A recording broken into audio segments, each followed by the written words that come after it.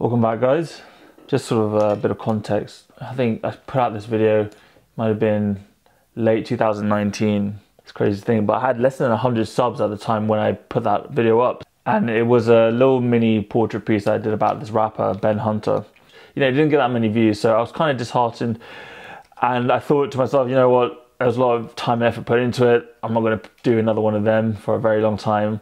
I thought to myself, you know, if I really want to grow this channel, you know, you got to do the gear videos and all that. And basically, I don't want to give any sort of shit towards people who do gear videos. I do gear videos. I still plan to do gear videos. But I don't want that to be the focus of my channel. I've said that before. That's not the point of photography. The point of photography is the stories that you capture, the stories that you tell with the camera. And so I feel like it's time to bring it back. It's going to be like an ongoing series kind of thing. Essentially just me sitting down, chatting, and taking portraits of creative people who interest me. But before we get into the video, do us a favor, get your phone out, follow us on Instagram at Zain Reviews a Photo, hit that subscribe button, and I hope you enjoyed today's video. I'll see you in the next one. He name's Colin Corbett. He grew up in a small mill town, Scottish borders. Always interested in art and design, but limited education really. So I never knew what a museum was until I was in my 20s. I had a fantastic teacher, Rab Brown, who really encouraged me. I mean, I was a bit of a write-off academically. I went to art school. I was probably the first of my family to go to further education. It was always expected if the mills are good enough for me, they're good enough for you. Although my father, he was very encouraging. And the best thing parents did was not stop me doing anything. And then came down, my first job in London was at the design centre. Then loads and loads of different design agencies with Conran and Fitch, etc, etc. Mainly freelance, did loads of freelance stuff. I did quite a lot of stuff for L'Oreal hair products because I am actually worth it. Then I got a job working for Marks and Spencer's, a despicably horrible company to work for on design. Come on, Mabel.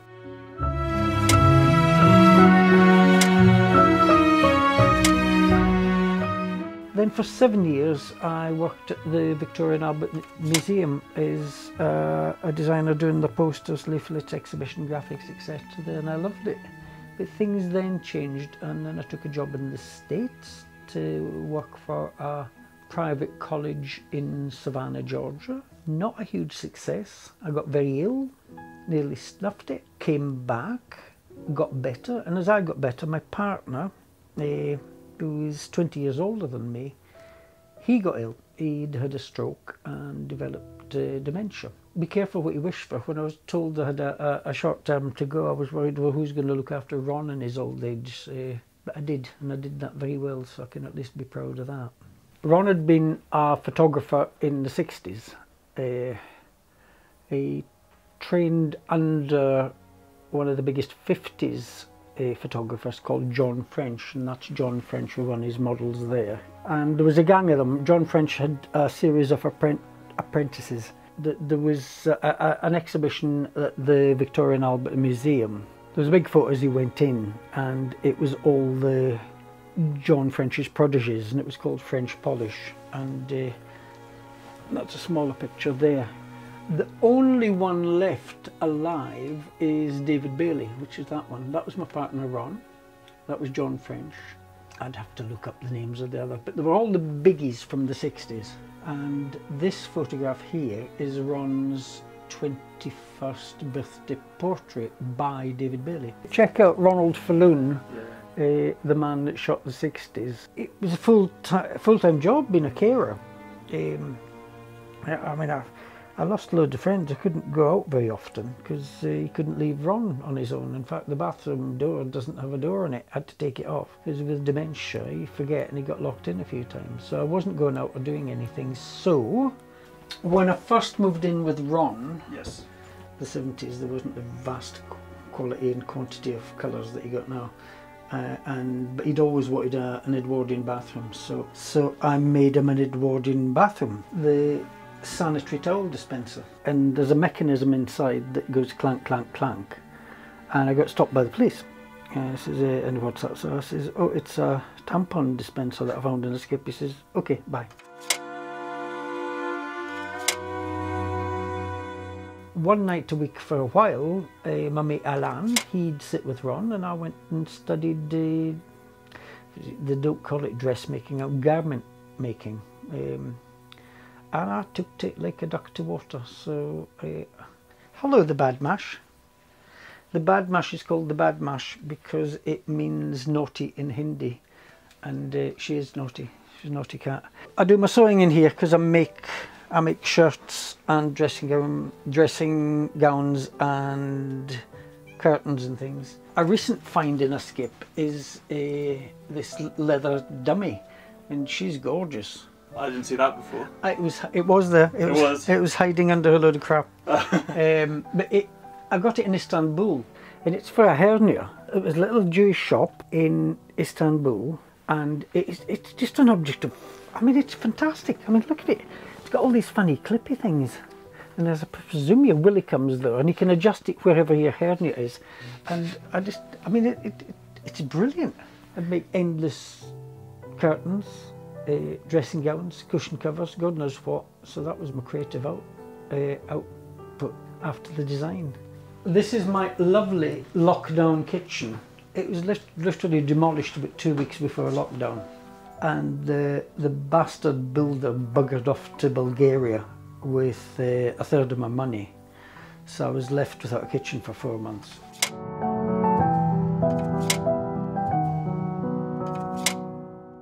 Bluestone and Sons, the Furriers, oh, wrong one. I found literally outside the door in a skip. Actually, that I would be really upset if I ever lost that. It is really a part of the house as much as anything. It just makes me happy. It's quite funny when you get beyond a certain age, you really are not wanted. They'd rather employ a 23-year-old for very little than somebody with loads of experience. And also, when you get older, you've got opinions, and sometimes they don't want to have opinions. So, up the stairs. That's one of Ron's photos of Twiggy. He shot that in her flat when she lived in Notting Hill. I never quite trust people that have their own work on display all the time, but that is, I was pleased with that. That is actually screen printed onto Perspex. So it's a plastics exhibition.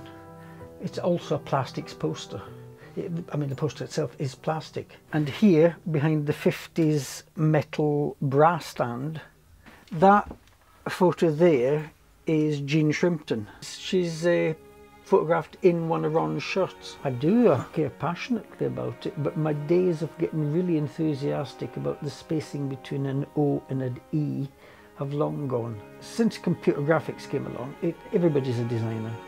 Every secretary, every boss's wife, every boss, even the kids. If it's rushed through, a lot of the stages are missed and things look a bit boring and less joyful, passionate. It'd be nice to see that again. But I'm sounding like an old fogey.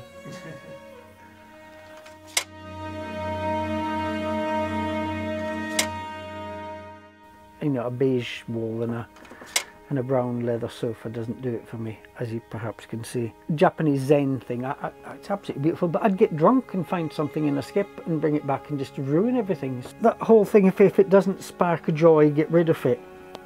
God, everything sparks joy. Tiny details, I mean, I find it really difficult. I've just had a huge clear out of books, and there's still way too many left. Cold March morning, you do not want minimalist. You want surrounded by loads of crap that has got a story to tell and is nice and cosy and comfy and warm. However, a move would be problematic. So I buy loads of lovely fabrics and make things like cushions and pillowcases and God knows what. This was an old shawl. It was a bit moth-eaten, but I thought, oh God, look at that! Look at all that mirror work on it. So I hung about and I thought, well, it's just lying in a cupboard, what can I do with it? Oh, make some cushions, because you need some cushions, and there we are. So yes, if it's made by hand, I'll have it. I think you've got to really be true to yourself. You've also got to enjoy it. Don't overthink it, take risks, balls it up. I mean, completely cock the thing up, because you'll only learn by making mistakes. Trust your gut, go with it, try not to do something similar to anybody else. I mean, it will happen, you're going to be influenced by loads of other things, but I'd rather have somebody that it was not polished and had a great idea, that something looked glossy and shiny and just surface. Nah, a bit gritty. Some of the comments that were on my photos, the first one I put up of you, a lot of them said that you look like Fashion Santa. What do you make of that? How do you respond to that? Fashion Santa, oh God. Okay. I've often found Santa a bit erotic, so that is a huge compliment. Fashion Santa, how lovely. Yes, pass me that elf now.